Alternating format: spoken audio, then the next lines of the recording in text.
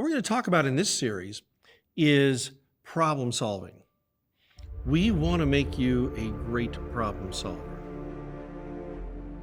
I can't imagine anything more important for your own career and for your own ability to make positive change in the world than being able to take a problem that others can't solve, or a problem where a better solution really yields bigger benefits, and you're the one to come up with a solution others can't think of or have tried and failed. So in this series, we're going to talk about how you look at the context of a problem. We're going to talk about how you develop a framework to come up with the solution for that, how you allocate time within the various parts of the framework, coming up with a hypothesis, how to do better analysis, how to test a hypothesis of the answer, how to go from sort of a straw man simplified solution to what are you really going to do physically when it's time to actually implement this thing, how you convince others, and frankly, how you think a little bit differently when you're the one making the decision. Solve the problem for yourself.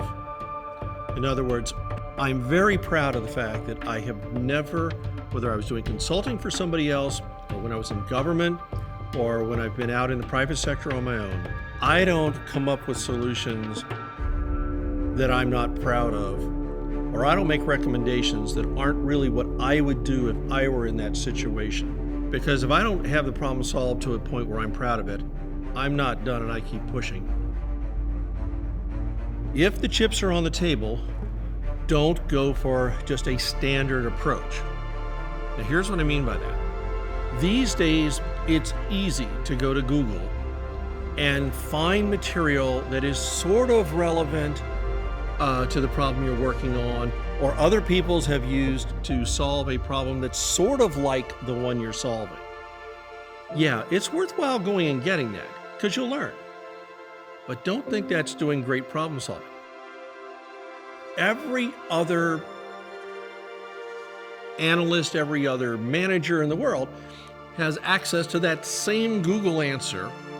And by the way, if you stick on the first page of Google, every one of them has read every one of those answers like you have. You can't have a distinctive answer if that's all you do. If you work for a big consulting firm and they've got an accumulated database of here's how we've solved all kinds of problems, and you can get access to that. Again, if all you do is go and see how somebody else solved it, the best you're doing is just regurgitating industry wisdom, right? These are the best practices in the industry. That's not unique. That's not great problem solving. That means you're talking about somebody else's solution. So the first thing is you're not uniquely good because everybody else has access to that same solution, so you don't stick out. Secondly, it's not likely to be all that great a solution because it was designed for somebody else's problem. Your job is to find what's unique in this situation.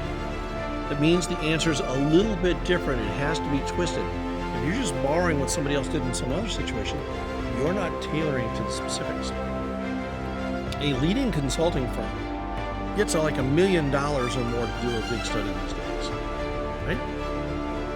If the answer were generically right, you could buy the answer in a $24 textbook of some kind. All the value is in what's different about this particular situation. So don't just go run off and sort of mimic somebody else's or compile the average of answers of somebody else's. You need to do the hard work of saying what's unique about this situation.